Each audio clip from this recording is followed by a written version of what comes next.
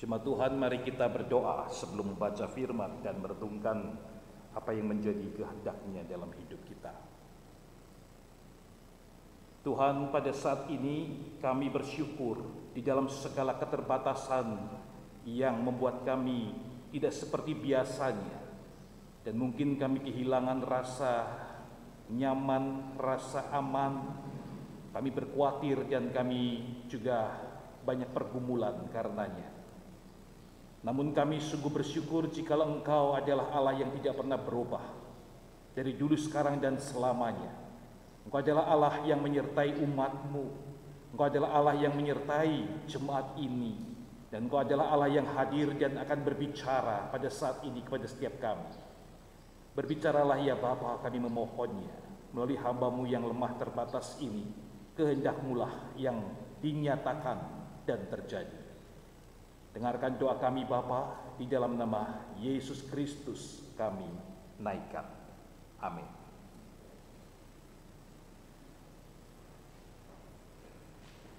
Jemaat yang dikasihi Tuhan, kita akan melihat satu bagian firman Allah yang kita baca bersama di dalam Keluaran pasal yang ketiga. Keluaran pasal yang ketiga. Kita akan melihat ayat 1-22. Keluaran pasal 3 ayat 1-22. Saya membacakannya sampai 14 saja.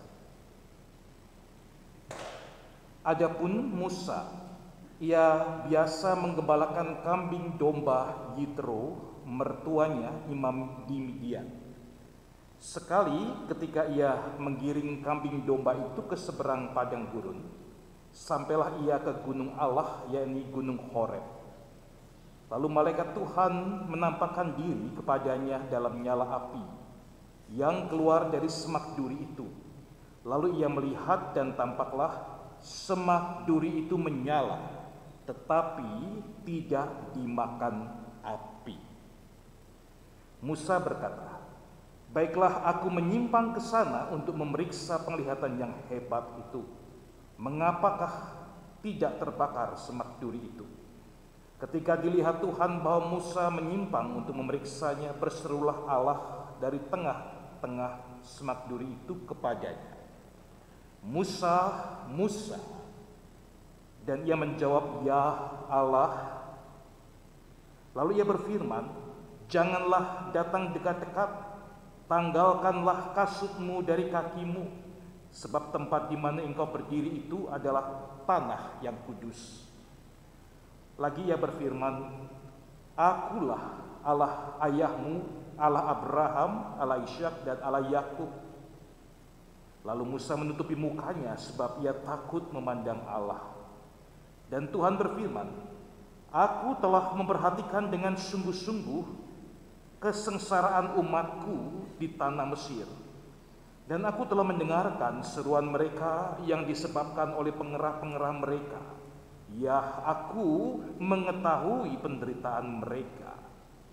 Sebab itu aku telah turun untuk melepaskan mereka dari tangan orang Mesir dan menuntun mereka keluar dari negeri itu ke suatu negeri yang baik, yang luas, suatu negeri yang berlimpah-limpah susu dan madunya, ke tempat orang Kanaan, orang Het, orang Amori, orang Feris, orang Hewi, dan orang Yebus. Sekarang seruan orang Israel itulah sampai kepadaku. Juga telah kulihat betapa kerasnya orang Mesir menindas mereka. Jadi sekarang pergilah, aku mengutus engkau kepada Firaun untuk membawa umatku, orang Israel, keluar dari Mesir." Tetapi Musa berkata kepada Allah, "Siapakah aku ini? Maka aku akan menghadap Firaun dan membawa orang Israel keluar dari Mesir." Lalu firman-Nya, "Bukankah aku menyertai engkau? Inilah tandanya bahwa aku mengutus engkau. Apabila engkau telah membawa bangsa itu keluar dari Mesir, maka kamu akan beribadah kepada Allah di gunung ini." Lalu Musa berkata kepada Allah, "Tetapi apabila aku mendapatkan orang Israel dan berkata kepada mereka, Allah nenek moyangmu telah mengutus aku kepadamu, dan mereka bertanya kepadaku, bagaimana tentang namanya? Apakah yang harus kujawab kepada mereka?" firman Allah kepada Musa, "Aku adalah Aku." Lagi firman-Nya, "Beginilah kau katakan kepada orang Israel, Akulah Aku telah mengutus engkau kepadamu." Nah, Bapak Ibu jemaat yang kasih Tuhan, inilah firman Allah. Berbahagialah, diberkati setiap kita yang merenungkan dan melakukan di dalam kehidupan sehari-hari. Haleluya. Ada sebuah kisah lama yang menempel dalam benak saya, Bapak Ibu, semenjak remaja, tentang melayani Tuhan. Jadi saudara sekalian, Bapak Ibu pasti juga mungkin pernah mendengar bagian itu. Semua orang di atas kapal pesiar itu, saudara sekalian, bertepuk tangan menyambut seorang bapak yang badannya basah kuyup. Dia naik ke atas perahu itu, kemudian tangannya menggendong seorang anak kecil. Orang-orang itu mengatakan, "Wah, ini dia pahlawan yang baik hati, rela berkorban untuk menolong orang lain." Dengan muka yang masam, marah, bapak itu mengatakan, "Saya nggak peduli pahlawan-pahlawan itu semua. Tapi saya mau tanya satu hal tadi, siapa yang mendorong saya sehingga tercebur di dalam laut?" Saudara, jadi dia bukan pahlawan. Dia bukan menolong, tapi terpaksa. Nah, gereja-gereja, anak-anak Tuhan pada hari ini juga sering kita mendengar nada yang sama. Ya, terpaksa deh, gak ada orang lain yang melayani kok. Ya udah saya. Terpaksa maju deh, gak enak berkali-kali diminta sama gereja. Ya, hitung-hitung kasih muka juga deh kepada para senior, para pendeta, hamba Tuhan. Sebetulnya sih aku nggak mau loh, namun ya terpaksa nih. Tapi ada bagusnya loh, itu ngumpulin berkat. Ya, iya deh, kalau melayani kayaknya sih seru ya. Kalau nggak nganggur di rumah nggak ada kerjaan juga, moseco katanya. Ya, terpaksa deh kita mesti melayani. Kalau enggak ada income. Nah, saudara sekalian, lingkungan kita, gereja-gereja kita juga menarik. Karena jarang ada orang yang bercita-cita dia ingin menjadi para pelayan, nah, kemudian dia itu berambisi, kemudian dia merencanakan dan dia ingin sekali untuk melayani. Ya, jarang di dalam lingkungan gereja-gereja kita. Jarang juga di gereja-gereja kita orang-orang yang berebutan untuk pelayanan. You kalau punya ide, punya pemikiran, ya kamu aja jalankan, ya. Asal jangan saya nggak apa-apa. Tuhan, inilah aku, utuslah dia.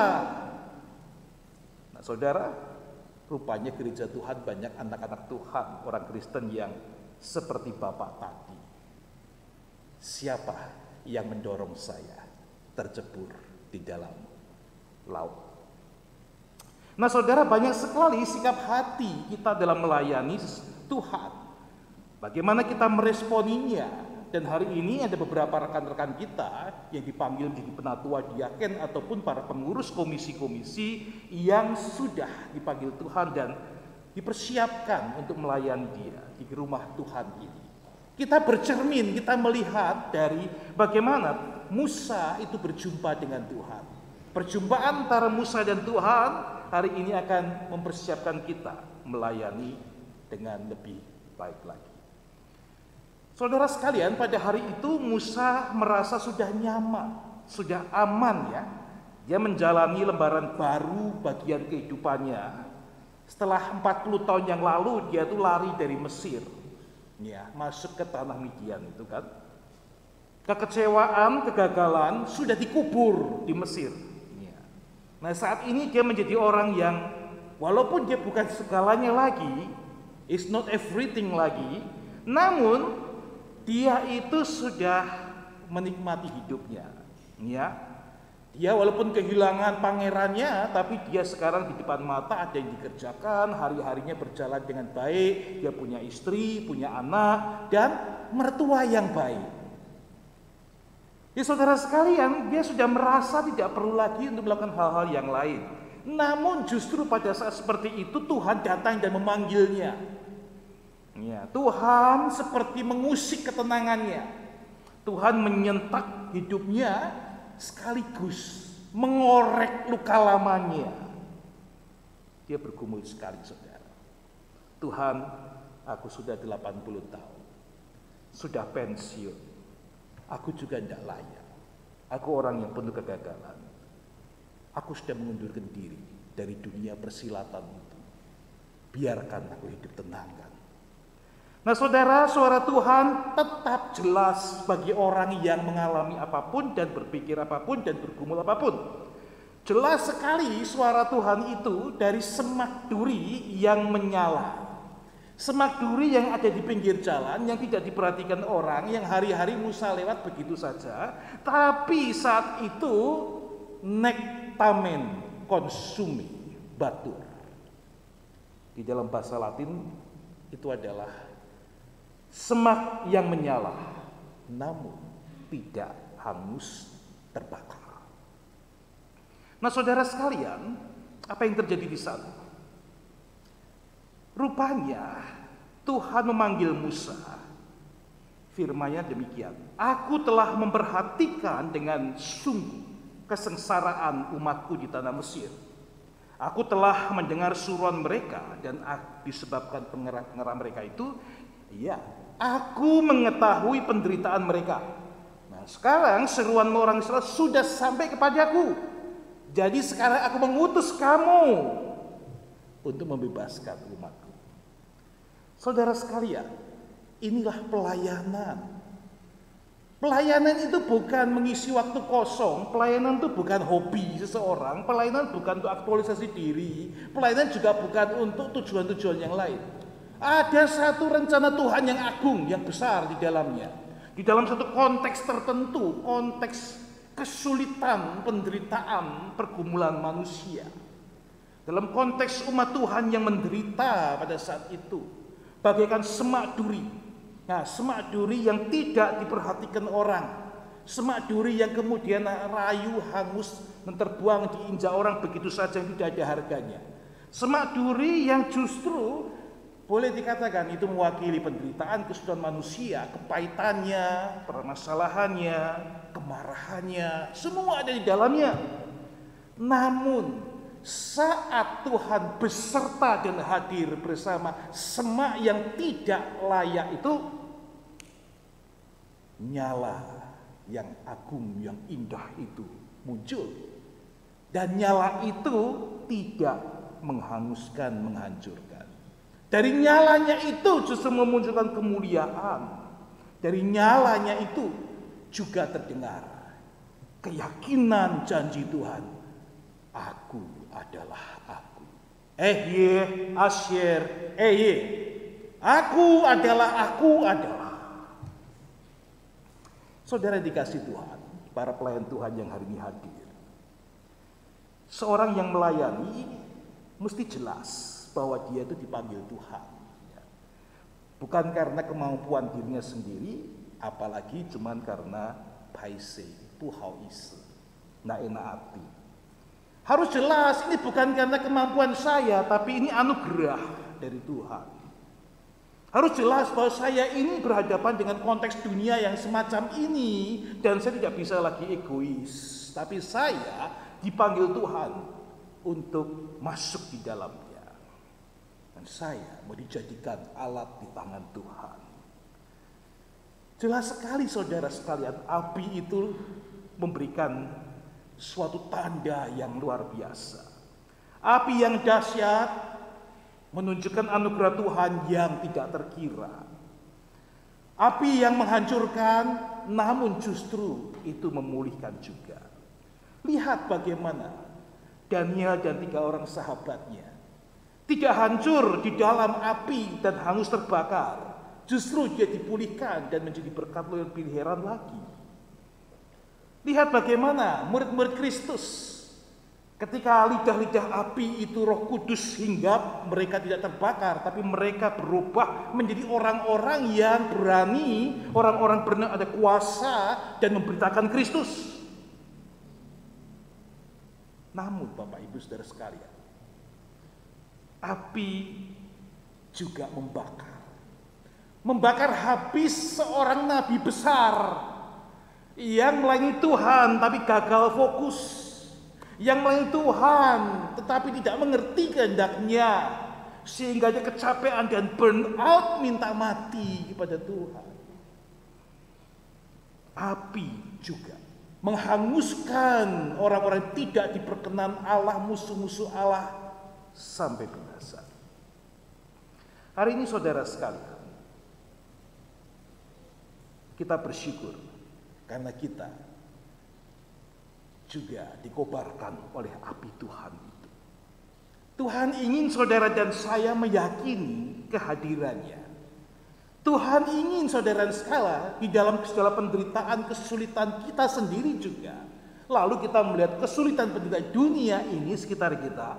Kita tidak mundur, tapi kita mengatakan emas yang murni itu enggak takut diuji oleh api. Cenjin pupa huolian. Karena semakin diuji oleh penderitaan dan api itu justru akan memurnikan dan menunjukkan kemuliaan Allah melalui kita yang tidak ada apa-apanya ini. Bapak Ibu Saudara sekalian, banyak orang percaya yang gagal memaknai hal ini. Gagal memaknai perkataan Tuhan, janji Tuhan, aku adalah aku. Ehyeh asyir ehyeh. Yang artinya aku adalah Allah yang hadir, Allah yang hidup, Allah yang bergerak dan berkarya, Allah yang mengadakan segalanya. Banyak anak Tuhan yang gagal di situ. Kembali saya mengingat masa kecil, kisah guru-guru sekolah minggu. Seorang anak ketika dia itu ditinggalkan papa mamanya. Papa mamanya pesen sebelum keluar, "Nak, gigimu itu sudah rusak ya. Itu sudah bolong-bolong banyak. Jadi jangan coba-coba makan permen-permen itu lagi yang di atas meja. Ya itu bukan untuk kamu." Ya. Baik, Pak. Nah, ingat ya, papa mama keluar nggak ngelihat, tapi Tuhan melihat. Mata Tuhan melihat. Itu kata mamanya.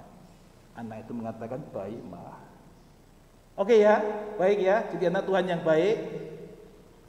Kemudian anak itu, iya. Wah, dia sangat pingin sekali dan sekarang papa mamanya nggak di tempat lagi. Bagaimana ini? Aduh, dia pengen ngambil permen itu, tapi aduh, tadi papa mama sudah bilang, lalu mata Tuhan melihat. Jadi gimana ini? Anak ini kemudian berkata demikian, dia berdoa, "Tuhan, saya tahu Engkau melihat, matamu melihat, saya tahu Kau hadir, Kau melihat, tapi saya ingin sekali makan permen ini. Jadi Tuhan, tolong tutup mata sebentar, please deh." Lalu buruan dia ngambil permen, masukin mulut. Saudara sekalian, banyak anak Tuhan itu kekanak-kanakan. Banyak orang Kristen yang gagal memaknai ehyeh asyir ehyeh. Aku adalah. Aku hadir, aku berkarya, dan aku sanggup mengadakan apapun juga. Banyak anak Tuhan tidak percaya hal itu. Sehingga dia harus bergerak, beraktivitas, bertindak dengan kemauannya sendiri, pikirannya sendiri, dan kekanak-kanakan sekali. Allah disuruh tutup mata, Allah disuruh tidak melihat, Allah dianggap tidak hadir, walaupun kita bagaimanapun dia tetap hadir. Dan ini adalah dasar Bapak Ibu Saudara sekalian melayani Tuhan dengan baik. Ketika kita memaknai, kita percaya Allah itu hadir bersama dengan saya dan dia menyediakan semuanya untuk saya. Tidak ada alasan lain hanya selain kita maju melayani Tuhan. Jadi mestinya respon kita ketika dipanggil Tuhan itu seperti apa yang Musa sudah lakukan di depan itu, di ayat 4, 5 dan seterusnya. Ya kan? Ayat 4 dikatakan, ketika dilihat Tuhan bahwa Musa menyimpang untuk memeriksanya, berserulah Allah dari tengah-tengah semak duri itu, katanya, Musa, Musa. Lalu jawabnya Musa apa? Ya Allah. Saudara, ketika Bapak Ibu kita dipanggil Tuhan, mendapat anugerah itu, nggak ada jawaban lain, saudara. Jawabannya yang pertama adalah ya Allah. Orang Ibrani melukiskannya sangat baik, memakai kata hineni. Bahasa Indonesia menerjemahkannya ya Allah. Apa beda ya? Beda sih Bapak Ibu. Ketika orang Ibrani mengatakan hineni, itu artinya saudara, lihat aku di sini. Tuhan, kamu lihatlah, aku tidak kemana-mana, aku hadir di sini di depanmu. Kenapa? Karena engkau hadir di mana-mana. Kemana aku bisa lari menjauhi rohmu Tuhan? Buat saudara, satu kata hineni aja saudara, itu menunjukkan seseorang yang begitu beriman kepada Allah. Indonesia menerjemahkannya, ya Allah.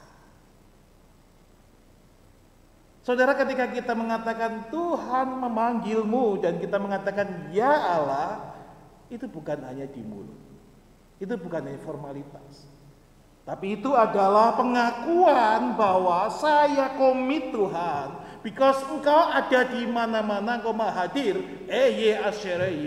maka saya hanya bisa bilang hineni Tuhan. Saya di sini dan saya siap untuk apapun juga. Engkau melihat saya kan, saudara. Makanya Yunus itu heran. Ketika dipanggil Tuhan, dipikirnya dia bisa ngumpet di bawah dek kapal yang paling bawah. Banyak anak-anak Tuhan kekanak-kanakan, saudara sekalian. Hari ini saudara sekalian, kiranya Bapak Ibu yang hadir dan akan diteguhkan nanti menyadari dan sudah menjawab hineni Tuhan. Saya di sini, engkau lihat Tuhan, aku dengan berbagai macam kelemahanku, kesulitanku, tapi aku mau hadir dan aku percaya engkau ada. Untuk saya. Tuhan juga mengatakan kepada Musa ketika menyimpang datang ke semak berduri itu, jangan dekat-dekat. Kenapa jangan dekat-dekat? Karena ada batas antara Allah dan manusia. Bagaimanapun juga dia adalah pencipta dan kita ciptaan.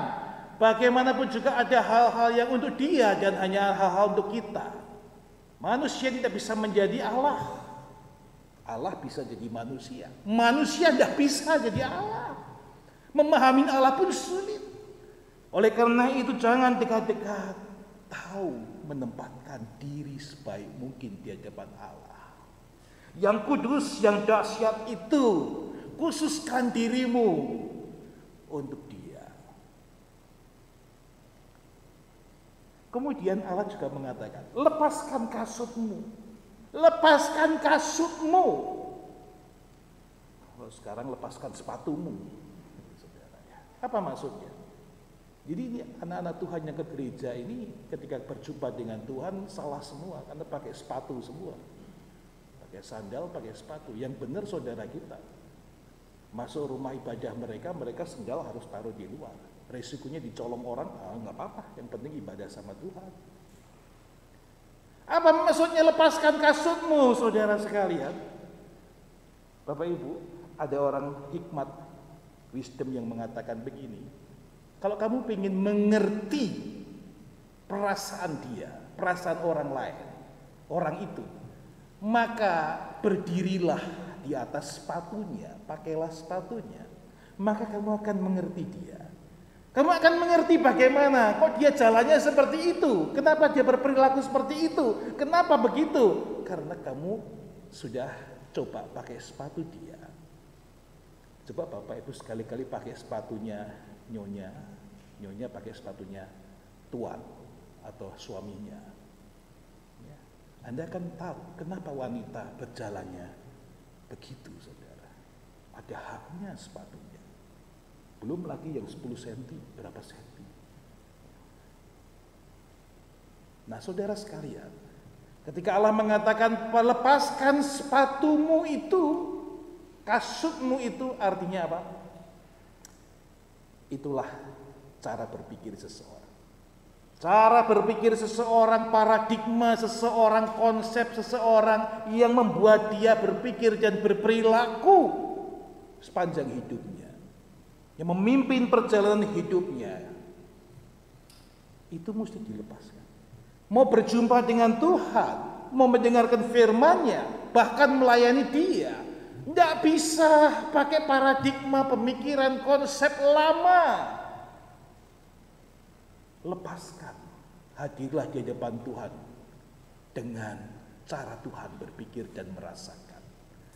Mari saudara sekalian, para pelayan Tuhan hari ini, jangan lagi pakai perasaan dan pemikiran sendiri. Aku rasa, aku pikir gereja mesti begini, ini mesti begini rasanya, pikir saya mesti begini. Bukan.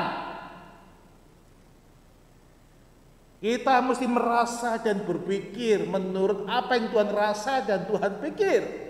Dan semua jelas di dalam Alkitab firman Tuhan itu. Maka seorang pelayan mesti membaca Alkitab, merenungkannya siang dan malam, berkali-kali, berulang kali, terus dibaca sampai saudara sekalian semakin mirip dengan Tuhan, semakin menyenangkan Tuhan. Nah, saudara sekalian, itu sikap kita. Itu mestinya kita seperti itu. Nah, saya akan menutup khotbah renungan ini membekali para pelayan yang sebentar lagi akan diteguhkan. Mari kita melihat diri kita sendiri. Bagaimana motivasi pelayanan kita, bagaimana sikap kita, bagaimana perjuangan kita, bagaimana investasi kita selama ini sebagai anak Tuhan dan ketika kita melayani Dia. Saudara, perjalanan ke puncak atau ke gunung lah, saya bilang sih puncak aja ya. Itu di hari-hari tertentu, weekend, macet, ya, bisa panjang sekali, bisa berkilo-kilometer. Saya jarang sih kena yang begitu, jarang. Jadi saya nggak bisa banyak menceritakan pengalaman bagaimana di dalamnya.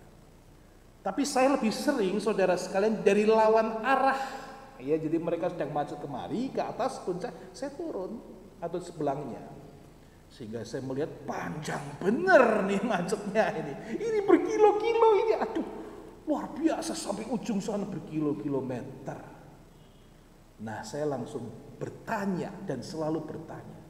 Orang yang segini banyak macetnya dari atas sampai bawah berkilo-kilometer, ngapain nih mereka ya? Kok saya merasa diberkati dan puji Tuhan bisa nggak masuk di dalam sana, saya bisa di sini. Nah, saya merasa sangat kasihan kepada mereka itu. Ya, itu dari cara saya melihat di sisi sebelah sini. Saya kemudian sambil membayang-bayangkan berpikir, kenapa mereka tuh mau bermacet berkilo-kilometer ya? Oh, mungkin di dalamnya ada orang-orang yang suka kemacetan. Ada yang hobinya bermacet-macet. Ya kan saudara? Biasanya kan gini, wah kita nih di daerah kecil, di daerah biasa gitu, enggak pernah macet, jarang macet. Jadi enggak tahu rasanya macet ya. Begitu masuk kota besar yang macet, seru gitu saudara. Akhirnya kena macet juga, ini mengalami gitu ya, seru. Saya kira jarang sekali orang yang begini ya. Tapi saya pernah ketemu loh, satu orang yang ngomong sama saya mengatakan demikian. Pak Pendeta, justru saya kalau macet-macet saya suka gitu ya. Lain gitu, ada pengalaman yang menyenangkan, berbeda gitu loh. Lain, saya nyetir tengah macet, banyak orang, sana orang, mobil semua. Wah, ini seru gitu. Saya bilang bagus. Mungkin di dunia ini bisa dihitung pakai jari orang macet mungkin. Nah, saudara, saya juga berpikir lagi. Di antara yang begitu banyak macet sampai ke atas itu mau apa sih sebetulnya mereka? Pikirannya apa? Oh iya, ada yang mau tugas-tugas penting. Memimpin ceramah, hal-hal yang penting, hal-hal yang bersifat spiritual, hal-hal yang sangat strategis, penting dan membawa keuntungan-keuntungan besar. Berdampak luar biasa. Oh pantas kalau gitu mereka naik. Walaupun macet-macet, mereka berjuang. Terus apa lagi ya? Oh iya. Ada yang karena sumpek sekali. Di kota besar hari-hari 6 hari itu sudah selalu sumpek, diomelin, diapain, semua kerjaan begitu banyak. Jadi pengen ke ruangan terbuka, udara terbuka. Ini proses yang menyakitkan beberapa jam, tapi setelah itu saya akan menikmati hal-hal yang menyenangkan, membebaskan saya. It's okay, bisa juga pikiran begitu. Ya, saya berpikir lagi apa lagi ya kira-kira. Oh, apalagi yang harus membayar harga sampai begitu banyak? Oh mungkin banyak orang ingin melakukan hal-hal yang tidak bisa dilakukan di tempat lain dan hanya bisa di atas itu. Maka harganya berapa, waktunya berapa, nggak apa-apa, yang penting saya puas. Bisa ketemu dengan selingkuhan saya, bisa ketemu teman gelap saya, bisa melakukan mengumbar nafsu saya. Untuk itu saya bayar harga. Saudara lihat, ya. Begitu banyak orang berjalan menuju ke sana itu, begitu banyak pemikirannya, motivasinya, dan apa yang sedang mereka kumpulkan. Dari yang paling kudus sampai yang paling hina, najis pun ada. Kita yang mana? Dalam perjalanan kita mengikut Tuhan, perjalanan kita mulai Dia, motivasi hati kita, pemikiran kita ada di mana? Apakah kita seperti yang Tuhan inginkan? Musa, ya Allah, ini saya di sini. Aku adalah. Aku mengutus engkau membebaskan umatku.